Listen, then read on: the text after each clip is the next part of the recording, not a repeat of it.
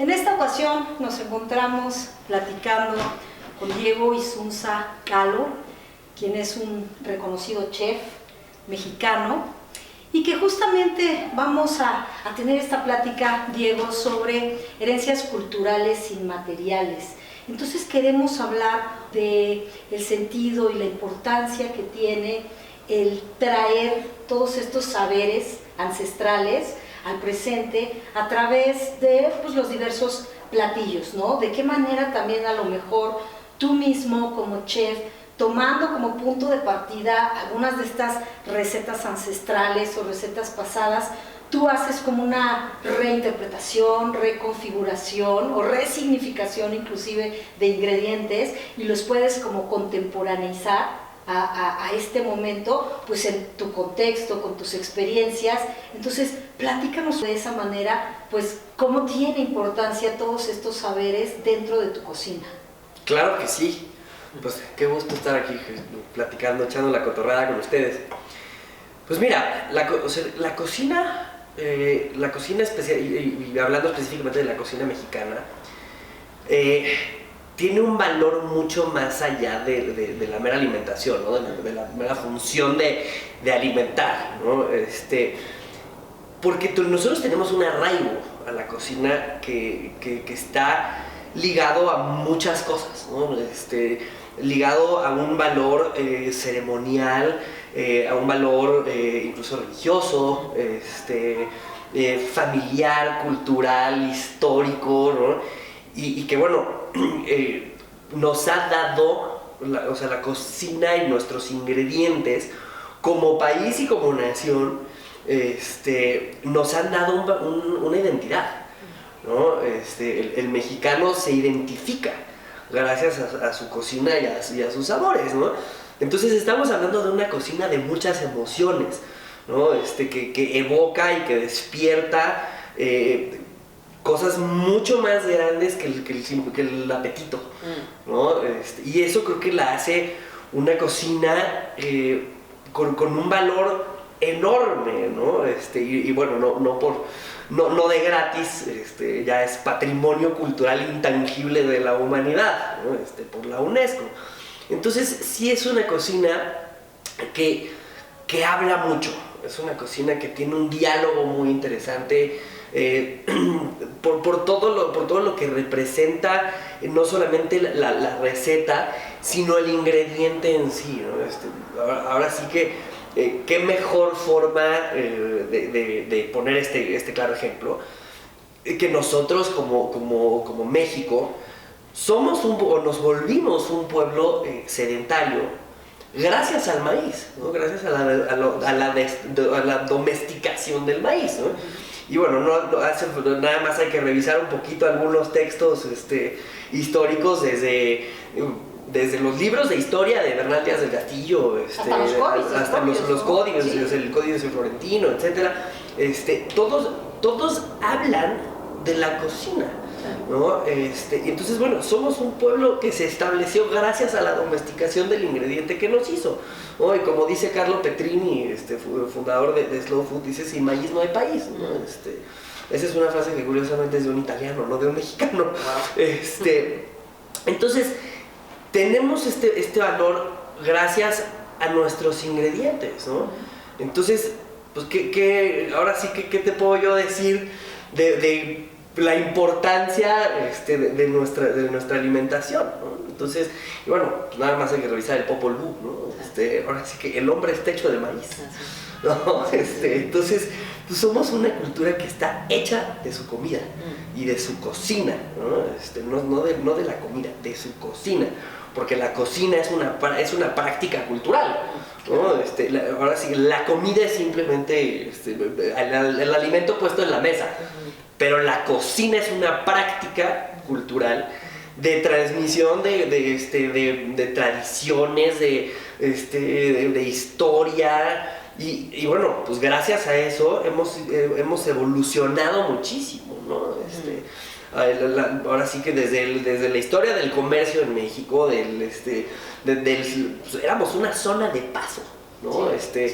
El comercio entre el Gran Galón de las Filipinas y Oriente, Medio Oriente, Europa. Sí, entonces, exactamente, o sea, somos una ruta o fuimos una ruta de tránsito de ingredientes, ¿no?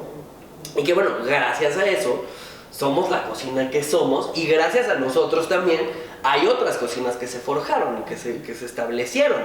Entonces, digo, pensando desde la cocina italiana, pues la cocina italiana no sería lo mismo sin el jitomate. El jitomate salió de aquí, ¿no? Pero bueno, nuestros moles tampoco serían los mismos moles si no hubiera llegado la canela, el clavo, todas las especias que no son endémicas mexicanas, pero que transitaron por aquí y que se convirtieron en esta forma de expresión tan interesante que tenemos, ¿no? Entonces es una cocina con muchas cosas que la hacen ser un patrimonio cultural de la humanidad, ¿no? Sí. Entonces, pues ahora sí que mejor ejemplo te puedo poner que eso, ¿no? Y a mí me apetece platicar sobre ti. ¿Cuál es tu historia personal que te hace a ti vincularte a la cocina, apasionarte de esta manera? Si nos puedes hablar, si es que existía, digamos, en tu ancestralidad alguna tendencia hacia ello, ¿cómo es que tú llegas y que te apasionas de esa manera? Si nos cuentas un poco. Yo llegué porque soy bien tragón. La verdad es que si algo me gusta de nuestra cocina es comérmela. Okay. Pero bueno, afortunadamente, ahora sí que valga la redundancia, tengo la fortuna de haber crecido en una familia donde se come espectacular. Mi mamá, bueno, no es cocinera, pero, o por lo menos no profesional, pero cocina como los dioses. Y vale la pena mencionar que nosotros tenemos testimonio de ello, sí. Que hemos comido la cocina de tu madre y nos encanta. La verdad es que sí, hay muchos invitados que han pasado por su mesa que son testigos de que sí. Cocina espectacular. Espectacular. Y bueno, pues mi abuela, la madre de mi madre, es una extraordinaria chef. Qué chistoso, su historia también cayó en la cocina por accidente, pues más que por accidente, por necesidad, y se convirtió en una mujer reconocidísima en el medio gastronómico mexicano. Por ahí hubo una publicación hace muchos años que se llamaba Sabores de México, donde pusieron por ahí, la publicaron y dice que entre los colegas de la señora Elsa, la reconocían como la mujer más refinada, con el paladar más refinado de la cocina mexicana. Entonces, bueno, es una extraordinaria cocinera. ¿Quién es tu abuela? Elsa Calo. Elsa Calo. Y bueno, fue partícipe dentro de este nombramiento del patrimonio de la humanidad. Esto fue en 2010, que se celebró en la UNESCO, donde varios chefs mexicanos, todos muy reconocidos, por su trayectoria de investigación y de recuperación de las culturas gastronómicas de México, llevaron este proyecto. Y es que, bueno, mi abuela fue y cocinó en la UNESCO, y sucedió este maravilloso reconocimiento que, bueno, pues nos pone en un lugar muy pues nos pone en el ojo de todo, en los ojos de todo mundo, ¿no? Ahora ya existe el famoso turismo gastronómico. Claro. ¿No? Y la realidad es que dentro del turismo cultural gastronómico, claro. Sí, dentro del turismo cultural está el turismo gastronómico, que además ya es como una rama solita, sí. ¿no? Ahora sí que casi hasta se podría separar del englobado cultural, ¿no? Y bueno, yo realmente no me formé como cocinero, yo me formé como músico, siempre fui muy apasionado, yo era muy terco de que yo quería ser músico, estudié música, pero tuve una abuela también muy terca que me decía que iba a ser cocinero, y yo le decía que estaba loca, y pues mírame nada más, ¿Quién fue loco? ¿Quién fue loco? Y sí, exactamente, entonces yo era baterista, entonces ahora digo que nada más me cambié de batería, ¿no? Ahora estoy en la batería de cocina. Y la verdad es que ha sido un viaje bastante interesante, donde, híjole, el tener la oportunidad de llevar los sabores de México a otras partes del mundo, porque gracias a que me formé como cocinero de sabores mexicanos, aunque todos me encantan, he tenido la oportunidad de poder llevar estos sabores a otros países y de llevar estas más que los sabores, precisamente toda esta parte del valor y de la riqueza cultural que representa para nuestro país, ¿no? Entonces, sí es un tema muy interesante de orgullo nacional. O sea, no hay, a diferencia de otros países, digo, hay países que sí tienen muy marcada una cultura culinaria, ¿no? España, Francia, Italia, obviamente la cocina tailandesa, pero por cuestiones históricas, ¿no? y de todo lo que rodea y le da el valor a la cocina mexicana, sí es un tema de orgullo nacional muy fuerte, ¿no? Entonces, creo que tenemos una herramienta de transformación bien interesante, ¿no? Sí. Y digo, a mí me viene esta idea a la mente de herencias culturales, del legado cultural. Bien sabemos que la nomenclatura oficial es el patrimonio cultural. El término, ¿no?, está ligado con el sentido de un patriarcado. Entonces, ahora en estas épocas hemos estado justamente viendo la resignificación de los términos, el modificar un poco esto. Justamente hablábamos en otra plática que tenemos también sobre el arte culinario de Querétaro. Estábamos hablando de las mayoras, de toda esta tradición de la mujer en la cocina, etcétera, ¿no? Entonces, por todo esto, hemos estado también subrayando la idea de hablar de un legado cultural y de una herencia cultural para no radicalizarlo en el término de patriarcado, ¿no? Por esta vinculación con el término del patriarcado, justamente, ¿no? El patrimonio patriarcado.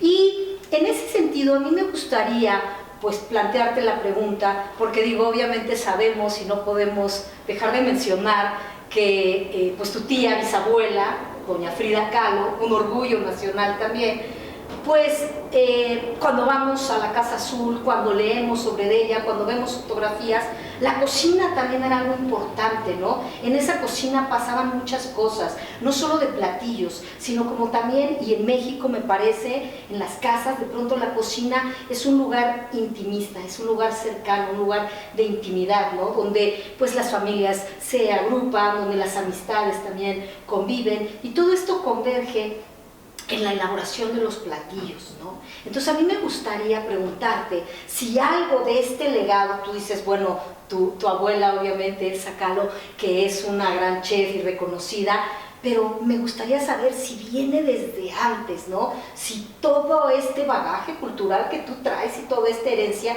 también te ha influido en el uso de estos tal vez productos o en el uso de estos recursos a los cuales puedes echar mano, para generar tu cocina. Absolutamente, o sea, lo que tú eres el tema de la herencia, qué bueno que lo mencionas, porque precisamente la cocina mexicana sí se hereda de generación en generación, pero tiene tanto valor que si, por ejemplo, revisamos un poquito, nos vamos precisamente como a la zona del Bajío, ¿no? Si hablamos acerca, por ejemplo, de la cocina guanajuatense, ¿no?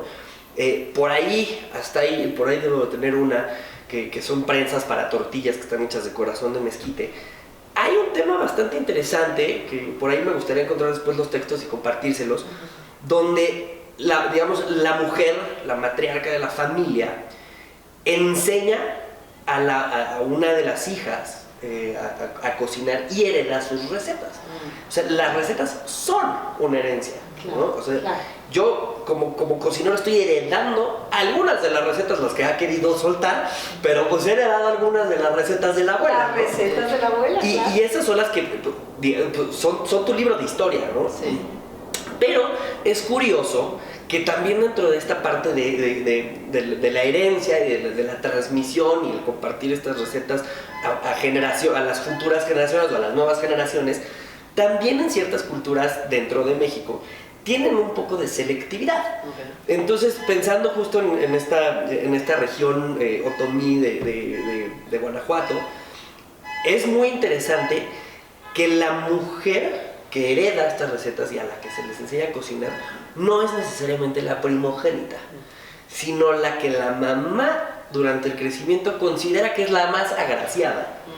y la que tiene mayores dotes para la cocina. Entonces no, o sea, no es hasta un tema selectivo de no porque eres la más grande te toca a ti ni por ser la primera, es la que yo escojo, ¿no? Entonces yo escojo a quién le doy el legado culinario de la familia, y por eso sí, o sea, es tan valioso para ciertas familias y para ciertas personas. Sus recetas son tan valiosas que hay gente que no las suelta nunca, Claro. ¿no? Y es la receta secreta, y hasta que te mueres no la compartes. Y nos pasa mucho que vas a ciertas familias, o incluso a lo mejor dentro de sus mismas familias, híjole, es que quiero la receta de mi abuela, por favor. O sea, cuando la abuela haga falta, se me haga la boca chicharrón, quiero la receta de el pastel de no sé qué, ¿no? Sí. Entonces es algo que es incluso peleado dentro de las familias. Y el libro de las recetas, bueno, a mí, de los mejores regalos que me han hecho en la vida, es un recetario de mi abuela paterna, escrito a mano.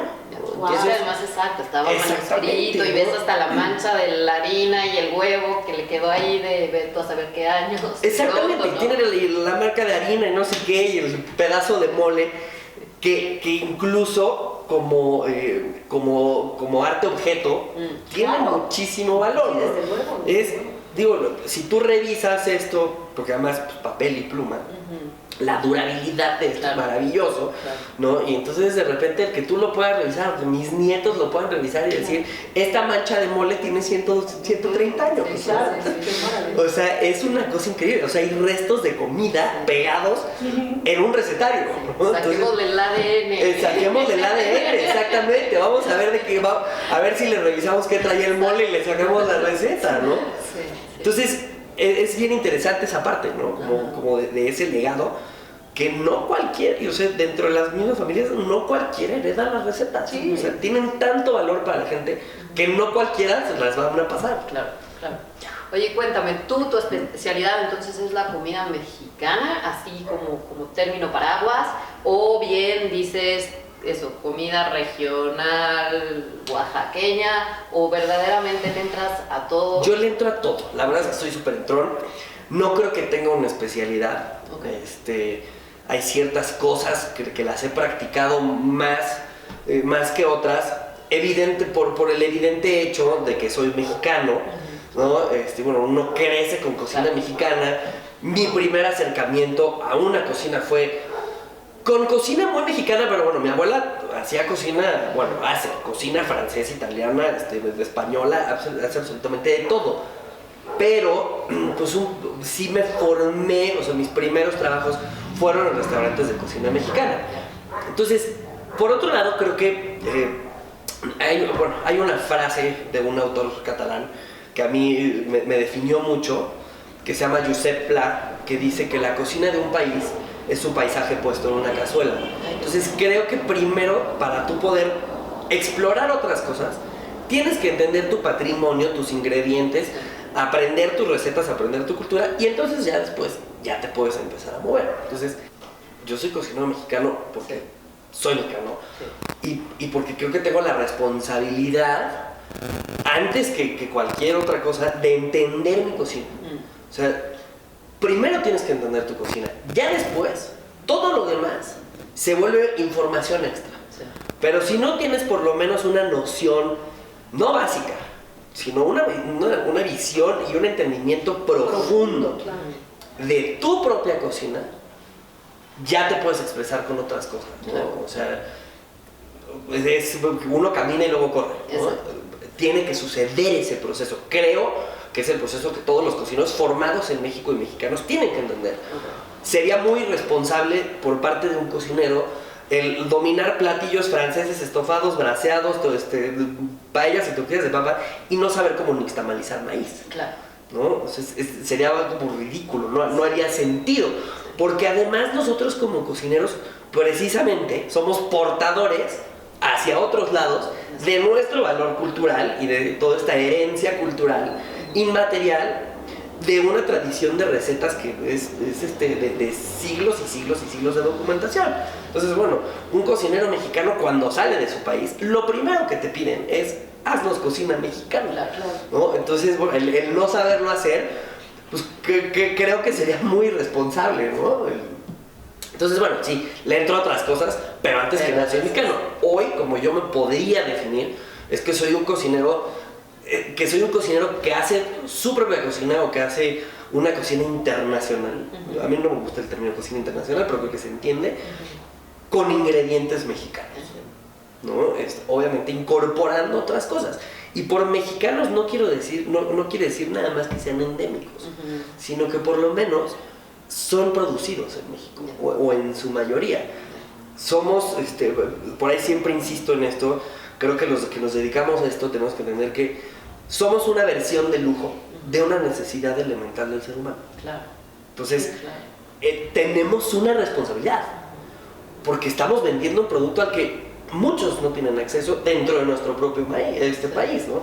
Entonces, ¿qué voy a hacer para darle un valor, además del cultural, además de darle un valor económico a lo que nosotros estamos haciendo? Entonces, por lo menos, tengo que haberle leído tantito, ¿no? Y tengo que contar algo con lo que estoy poniendo en la mesa, ¿no? Y ese medio de expresión de la cocina tiene que contar muchas cosas. Tiene que contar a dónde he viajado, qué he comido, cuántos lugares he visitado, fondas, cuántos huertos, productores, ganaderos he visitado, cuánto he estudiado, porque además, si te fijas, o sea, si lo vemos realmente a profundidad, el poner un platillo en la mesa tiene muchas cosas que lo rodean, además del tema de los sabores. Sí. Tiene una parte estética, tiene una parte de diseño, tiene también una parte bastante arquitectónica. O sea, son muchas disciplinas que se conjugan en un acto elemental. Sí, absolutamente. Sí. Y también yo pienso, no sé, evidentemente la cocina, ¿no?, nos habla o es un hecho histórico, ¿no? Porque evidentemente tú hablas de no solamente los productos endémicos, ¿no? Sino productos que sean hechos o que hayan sido cultivados, pero también, como tú lo mencionabas, productos que han sido incorporados a nuestra cocina a través de justamente este roce intercultural, ¿no?, de otros países. Lo mencionabas, ¿no? Tu abuela, pues, sabía obviamente cómo cocinar platillos franceses, italianos, españoles, griegos, qué sé yo, ¿no?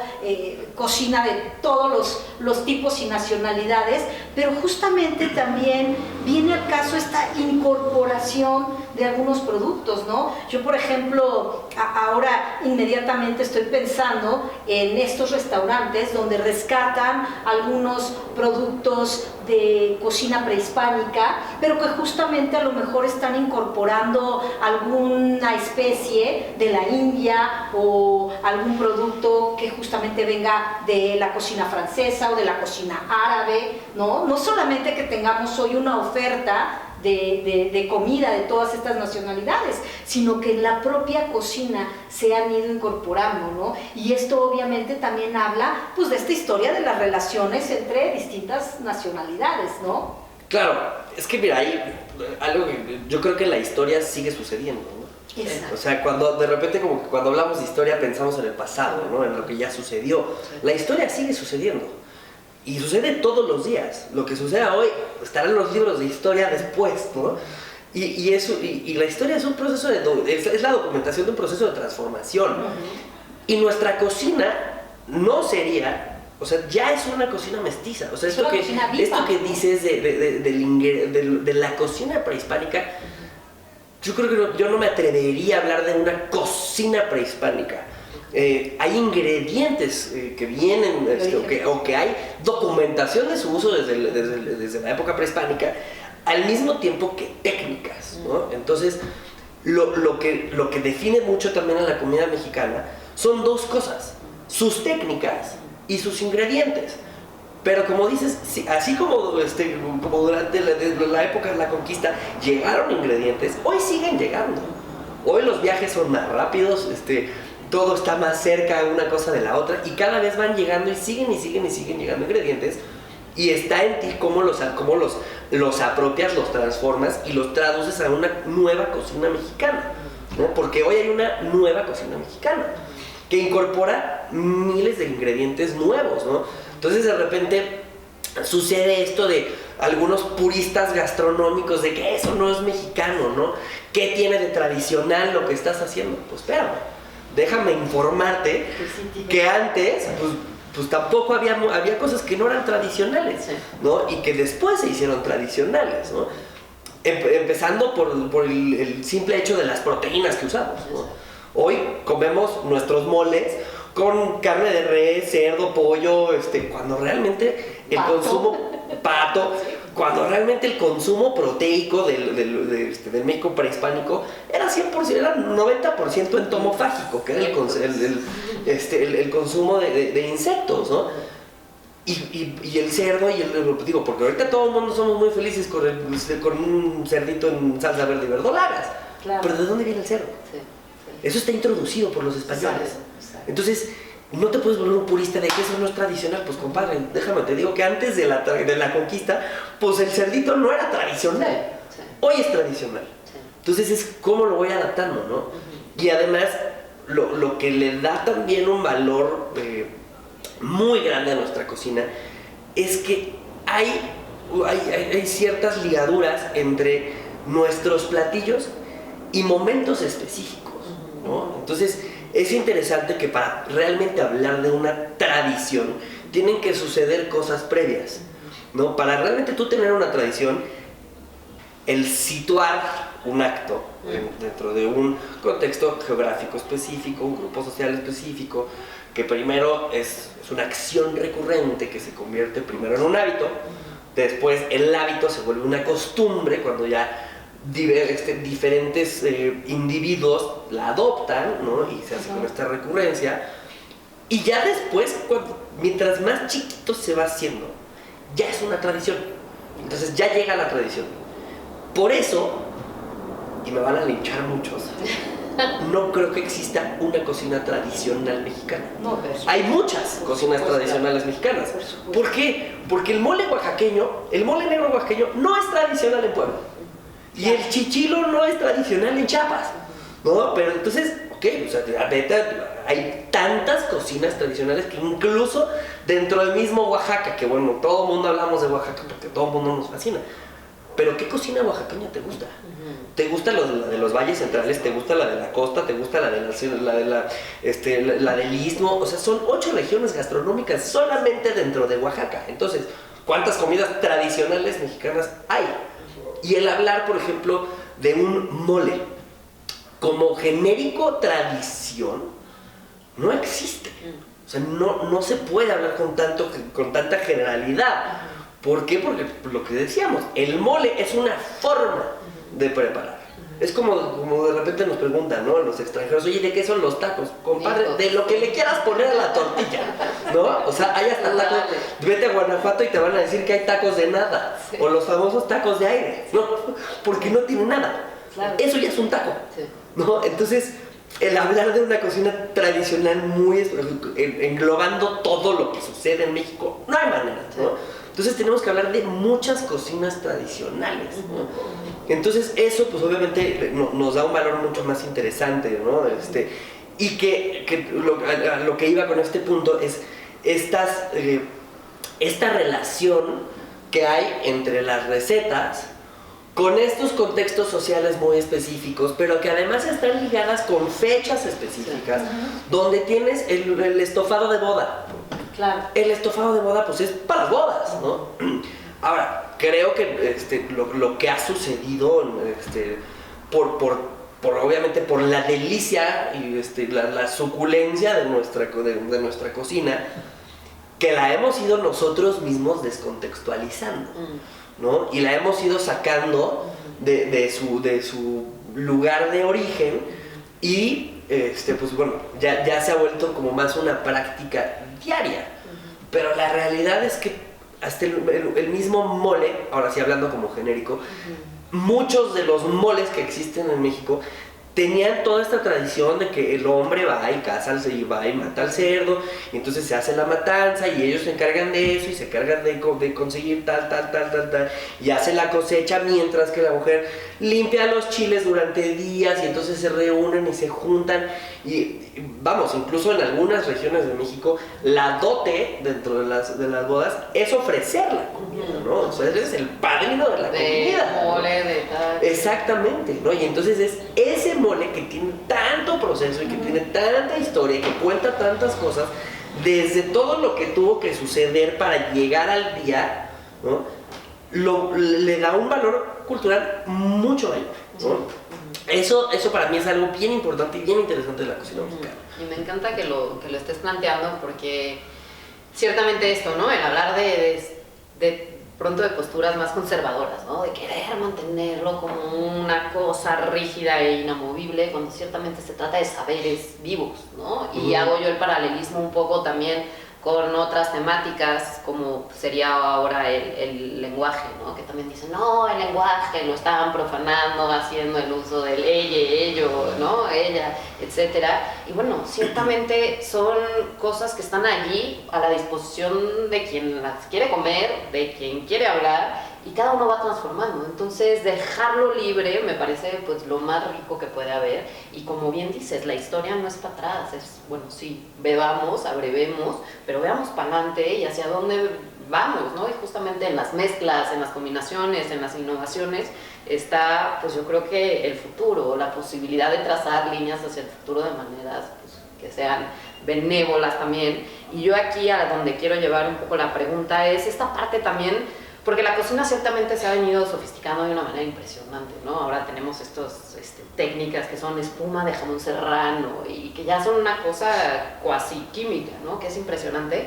Pero yéndonos más a esta noción de ingredientes y de, sí, la materia prima con la que partes tú como cocinero, ¿qué tanto hay también de una carga de responsabilidad teniendo en cuenta todas estas lógicas otras, ¿no? O sea, el medio ambiente o también tener en cuenta qué son los ingredientes endémicos, sin por esto llegar a purismos, pero si también hay esa lógica, ¿no? De que tú dices, no, es que esta es temporada de tales ingredientes, entonces enfoquémonos durante este periodo de tiempo a hacer estas cosas, después cambiemos a otro. O sea, ¿hay esa lógica en tu cocina? ¿Piensas en todo ese tipo de cosas? Totalmente, o sea, nuestra cocina es una cocina de ingredientes y de técnicas, insisto mucho en eso, ¿no? Y cómo voy a aplicar, o sea, qué técnica voy a aplicar yo a un ingrediente, la técnica que yo sé que naturalmente va a mejorar ese ingrediente. Si el ingrediente por sí solo, sin transformarlo, es delicioso, ponlo en la mesa, ¿no? Ahora, el tema de las temporalidades, no solamente son, o sea, claro que hay una responsabilidad, o sea, insisto, somos portadores de nuestra cocina y somos portadores de este patrimonio y de esta herencia cultural que tiene que seguir, ¿no? Y que, como dices, tiene que seguir caminando y evolucionando, ¿no? El tema de los ingredientes, eso debería de suceder no solamente en las cocinas de los restaurantes y de los que nos dedicamos, eso debe de suceder en todos, en los mercados, ¿no? Entonces, ¿qué pasa? Nosotros ya estamos acostumbrados a que todo el año hay de todo, pero pues un mango no te sabe igual en septiembre que uno en diciembre, ¿no? O en mayo, ¿no? Entonces, las temporalidades no solamente son una responsabilidad, sino que además nos dan cosas mejores, ¿no? Entonces, digo, creo que es lo mínimo que uno puede hacer. Yo creo que te estaría mintiendo si te pongo yo un mango en diciembre en el plato, ¿no?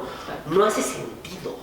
Creo que mi valor o nuestro valor como cocineros y como gremio, híjole, oye, pues este cuate ni siquiera entiende cuándo es qué, ¿no? Entonces, ¿qué clase de mango me está dando? Simplemente para que exista ese mango en diciembre, pues orgánico no es, ¿no? Mucho menos de productor local, ¿no? Entonces, sí tienes que ser muy consciente en eso. Y además también tenemos que ser muy conscientes del consumo de productos, de producto nacional, ¿no? O sea, vamos, Zacatlán de las manzanas, se apellida manzana, pues o sea, nada más, si algo hay por ahí son manzanas y las seguimos trayendo de Washington, ¿no? Sí. Entonces, sí tenemos que ser mucho más conscientes de este tipo de cosas. Ahora, lo que dices de la aplicación de técnicas casi científicas, toda la cocina es una ciencia. Bueno, sí. La realidad es que la tortilla que nos comemos, sí, obviamente es parte de una preparación de un alimento, pero el verdadero fundamento del nixtamal es un proceso químico de encapsular ciertos almidones que tiene el pericarpio del maíz, de separar la cascarilla para volverlo digerible. Sí. O sea, realmente es una transformación química para volver digerible y poder consumir un alimento. Es ciencia. Todo es química, que hoy en día entendimos que la aplicación de ciertos productos diferentes te dan estos aires y estas espumas, pero digo, hoy 2022, eso para nosotros la espuma ya es una técnica de 1985, sí, ¿no? O sea, ya es, o sea, la cocina molecular, que le llaman, que a mí me choca decirle cocina molecular, viene desde los 80s y realmente el término cocina molecular se lo dio un francés, un químico, ¿no? Pero hoy lo vemos así porque es el uso de aditivos y la espuma, y cada vez hay más tecnología también. Pero el merengue es una espuma también. Claro. ¿No? Es la fricción de una proteína que le incorporas oxígeno. Ya tiene un fundamento previo. Simplemente es una forma nueva de hacerlo, ¿no?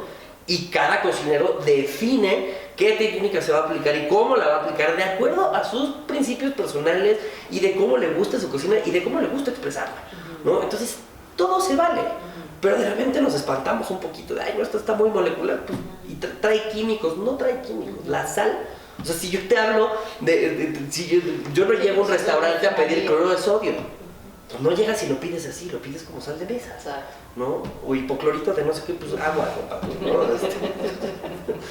Pues, entonces, o sea, nos espantamos porque sí, los aditivos que hoy en día usamos para este tipo de técnicas contemporáneas suenan muy mafufos porque les hablamos con su nombre científico. Sí. Pero todo lo que nos consumimos toda la vida tiene nombres científicos. Oye, Diego, y a mí me gustaría que nos platicaras, hablando como la comida o viendo a la comida como parte también de la industria creativa, ¿no? Dentro de los saberes culturales, en un momento dado, por ejemplo, ¿cuáles serían estos elementos, ¿no? Que hasta hay de pronto un chiste, ¿no? Que una tortilla con, no sé, una empanadita de queso y no sé qué, la puedes súper, ¿no? Idealizar y poner y hacerla rimbombante, dándole todo un apellido muy refinado, en fin, ¿no? Entonces a mí me gustaría que nos dijeras cómo, por ejemplo, manejar los precios de la comida, ¿no? O sea, cómo de pronto, pues no sé, una pieza de pollo con un poco de frijoles y con tal cosa, pues te puede costar 60 pesos en un restaurancito de comida corrida, pero te puede costar 385 pesos en otro lugar, ¿no? Entonces, ahí, por ejemplo, ¿cómo manejas tú o cómo ves este sentido del valor de los productos, ¿no? De cómo tarifarlos o de cómo ponerles estos agregados de valor económico. Mira, creo que todo depende del contexto en el que lo veas. De repente, precisamente justo estamos en una época de tanta red social, donde a los que vendemos la comida un poquito más cara que las fondas, bueno, de repente sí hay cierto sector de la población que nos quiere linchar, ¿no? Y bueno, no, ustedes son carísimos y no sé qué, pero espérame, a ver, hay una gran diferencia entre lo que es caro y lo que es costoso, ¿no? O sea, primero hay que separar esos dos términos, ¿no? De repente, como venimos de esta cocina tan popular, que la vemos en las fondas y que es casi accesible para el bruto de la población, el grueso de la población, de repente asustan un poquito estos restaurantes, pero yo no te estoy cobrando por el ingrediente. Yo sé perfectamente que el ingrediente es el mismo nopal que usa la señora al que uso yo. A lo mejor no. ¿Por qué? Porque yo procuro que sea el mejor, ¿no? Que muchas veces también esa señora, muy seguramente incluso hasta lo cultiva ella misma, ¿no? Entonces, yo no te estoy cobrando el ingrediente. Hay todo un suceso alrededor de la cocina que se llama años de estudio. Es una carrera muy complicada y es una carrera cara el practicarla, de investigación, de desarrollo, y bueno, pues cómo llegó este plato a mi mesa, ¿no? El proceso que me tomó, de repente, pues hay platillos que tú lo ves en una mesa dentro de un menú, pero que tiene 6 meses de trabajo de prueba y error, o un año de prueba y error de un cocinero, ¿no? O sea, estuvo pensando y jugando y con sabores, que inviertes, que pagas, que haces, y bueno, no es lo mismo la fondita donde vas y comes delicioso y que un restaurante de alta cocina no es más o mejor que una fonda, son diferentes, una fonda es una fonda, un restaurante es un restaurante, no son lo mismo. Una fonda tiene diferentes servicios, un restaurante tienes a alguien que te contesta el teléfono, que te toma la reservación, tienes a alguien que te recibe en la puerta, tiene un valet parking, tiene un estacionamiento, tiene una operación, paga muchísima más luz, son más empleados, tienes al mesero que te toma la orden, que va, la ingresa, un sistema de cómputo. Todo eso son servicios. Entonces, el restaurante no ofrece comida. Es un elemento muy importante. Pero el restaurante ofrece un servicio y una experiencia. Y entonces, bueno, a mí esto me lo dijo un chef hace muchos años. Uno va a un restaurante a comer igual o mejor que en su casa, ¿no? ¿Cómo le sumas más cosas al simple hecho de la comida? Pues desde cómo está en mi vajilla, el valet parking, el estacionamiento. El servicio de un restaurante empieza antes de que llegues al restaurante. Y el servicio del restaurante empieza cuando tú levantas el teléfono y alguien te toma la reservación y te contesta. Y el servicio del restaurante no se termina con el postre. Se termina cuando te entregan las llaves de tu coche y te vas. Entonces es algo mucho más extenso del simple hecho de ¿por qué cobras más caro el pollo aquí que acá? Pues por todo esto demás que te estoy ofreciendo. Y dime algo, ¿tú tienes un restaurante propio? Yo no tengo por el momento un restaurante propio. ¿Eres parte de un equipo? Tampoco. ¿No? Porque decías que de pronto andas de chef invitado. Yo estoy, sí, pues eso lo hacemos mucho entre chefs, que son los palomazos culinarios, pues que es como los músicos que colaboran, ¿no? Hice una canción pues, tal con cual, ¿no? Hacemos mucho lo mismo y lo hacemos por divertirnos. Entonces, bueno, pues de repente, oye, vente a cocinar a mi restaurante y un día hacemos un evento. Eso sucede muy seguido, lo hacemos mucho entre cocineros, que somos amigos y que lo hacemos por varias razones. Una, para divertirnos, que es la principal.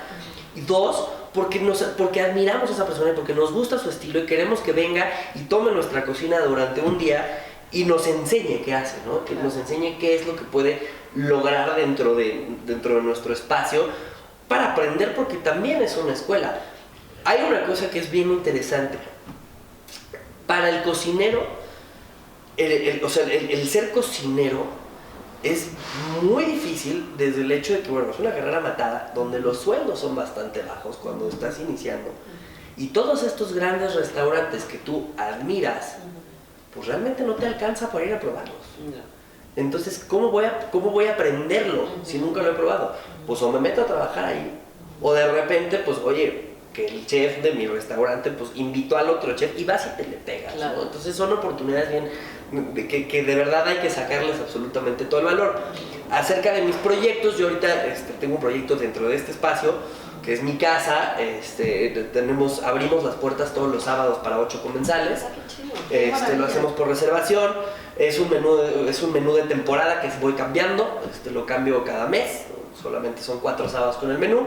Recibimos solamente 8 personas, donde les damos coctelería, un maridaje de vinos, donde les hacemos toda una experiencia bastante interesante. Además de ser un proyecto gastronómico, es un proyecto más que nada social, cultural.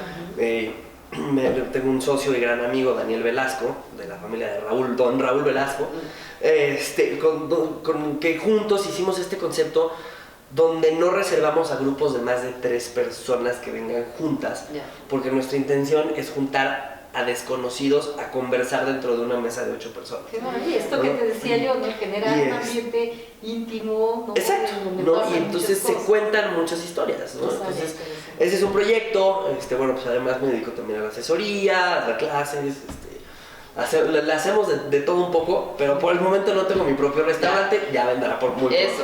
Oye, Diego, y hablando de toda esta compilación en libros, en recetarios, etcétera, ¿Tú has hecho ya algo de tu propia cocina, generar algún recetario, o estás ya repertoriando tus propias recetas y demás, a lo mejor con miras a en un futuro poder tenerlo, o justamente el recetario de tu abuela reconfigurado, resignificado, reinterpretado? ¿Has pensado algo así? Sí llevo documentación y sí llevo un archivo de todas las recetas que hago. La verdad es que sería muy aventado y muy loco de mi parte hacer un libro o publicar algo de mi trabajo, porque tengo 33 años y creo que todavía no estoy en ese punto en el que me sienta que mis recetas todavía tienen un valor, un valor para la posteridad, ¿no? Creo que yo sigo descubriendo sabores y sigo descubriendo técnicas y sigo descubriendo cocinas y sigo transformando mi propia cocina, ¿no? Entonces me encantaría escribir un libro. Tengo por ahí, ahorita les voy a platicar del libro que quiero hacer. Sí quiero publicar algo, definitivamente. Eso. Pero no es un recetario, no de inicio. Creo que recetarios hay muchísimos, ¿no? Y la verdad es que ya, creo que nadie estamos descubriendo realmente el hilo negro de la cocina. Hay muchos platillos que hoy vemos que ya hemos visto en otros restaurantes, que ya hemos visto en otros lados.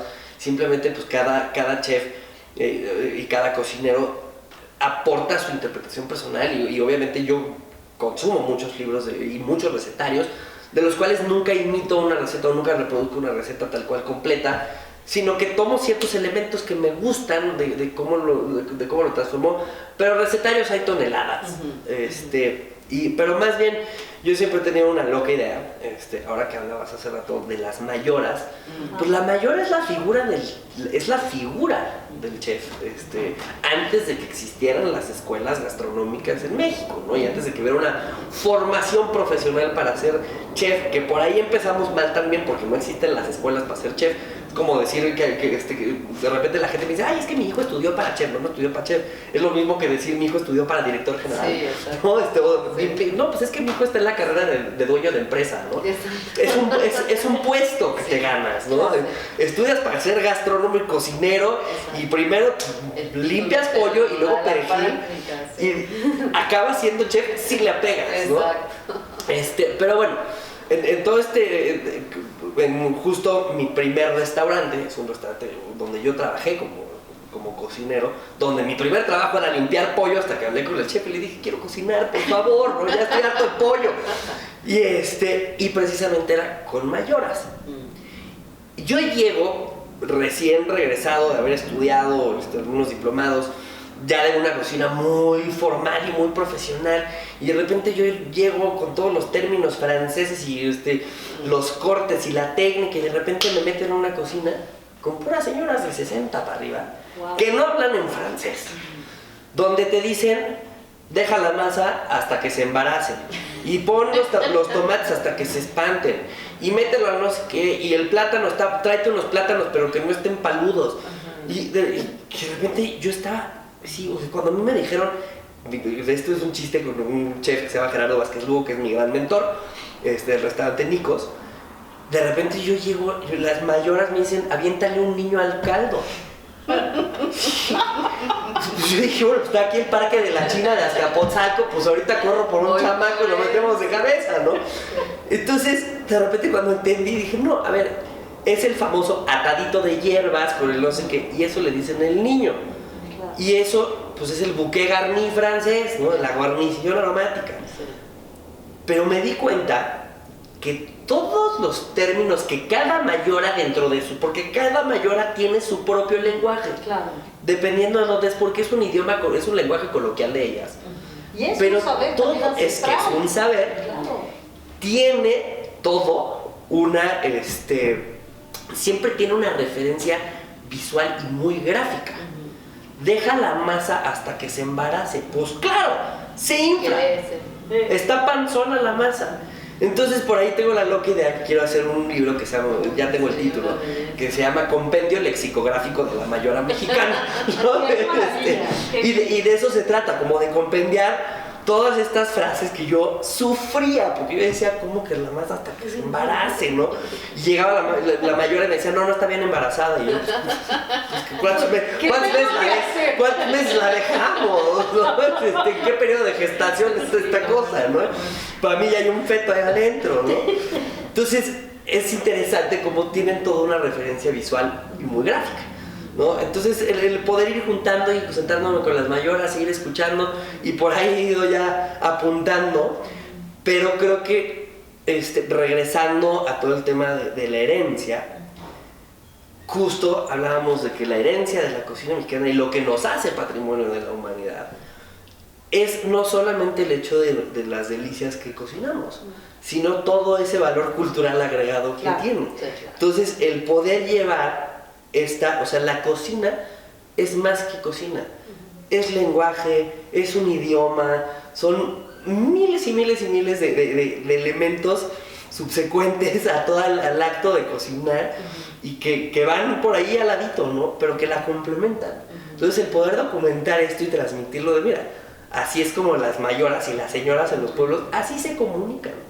Para lo que nosotros, pues ahí vas a la escuela a aprenderte el término francés. Pero aquí nosotros no picamos en brunoise ni en julien. Sí. Nosotros picamos en tiritas y en cubitos y en daditos y en no sé qué. Y la masa no está leudada y fermentada, está embarazada, ¿no? Eso es un gran proyecto que tengo, que he ido compendiando poco a poco, que en algún momento sucederá. Espero que pronto. Y ahorita mientras te escuchaba, no podía evitar pensar, porque, pues bueno, también esta distinción de labores por género, ¿no? O sea, que están como muy así, ¿no? Las mujeres a la cocina, se suele decir, ¿no? Y era un poco en toda esta división del trabajo público, lo hacía el hombre, la mujer en la casa y la mujer cocinaba y ta. Sin embargo, de pronto se eclosiona el mundo gastronómico y empieza a haber toda esta profesionalización de por medio y sin duda, bueno, tiene esta preeminencia, pues todo el lenguaje francés, bueno, no todo el lenguaje, sino todo el saber hacer, ¿no? También francés, que se quizá instituye como el referente a nivel mundial. ¿Y qué pasa con todos estos saberes, justamente?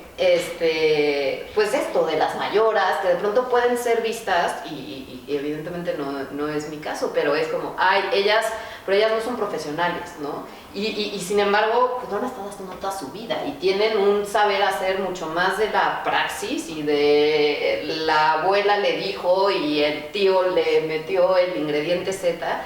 Entonces, como que también me gustaría preguntar si en tu experiencia, o sea, hay el mismo número de chefs mujeres que hombres, ¿no? Y si se tiene que ser chef, que justamente chef habla del capo, ¿no? En italiano, o sea, eres el máster, el meramente de la cocina. ¿Y por qué? Digo, la mayora tiene la misma acepción también, de alguna manera, es la mayor, ¿no? Pero ¿cómo podríamos también hacerlo un tanto más igualitario o equitativo? Porque siento que en un primer momento sí, los chefs eran hombres y las mujeres no tampoco. Sí. Esa es mi impresión. No sé por qué ha sucedido, pero sí la profesión culinaria se ha vuelto, o tiene una predominancia hacia el género masculino. Pero, digo, o sea, siendo realista, mi abuela no es chef, mi abuela es una mayora. Empezando por ahí. No existía la escuela gastronómica. Ahora, chef se aplicó a la cocina, pero chef es el término francés de jefe. Punto. Sin masculino o femenino, es un término genérico que habla de jefe. Y es el jefe de la cocina. Y es el jefe porque pasó por todo un proceso. Entonces, ¿quién es chef o quién no es chef? Claro. ¿No? Mi abuela pues tiene un conocimiento infinitamente superior al que yo tengo porque tiene 50 años cocinando la señora y cocinando como los dioses, ¿no? Entonces, digo, incluso mi abuela perteneció a la cofradía de las mayoras de México, ¿no? Que hacían eventos en el centro histórico. Entonces, digo, yo cada vez veo más mujeres. A mí personalmente me gusta mucho más trabajar con equipos de mujeres.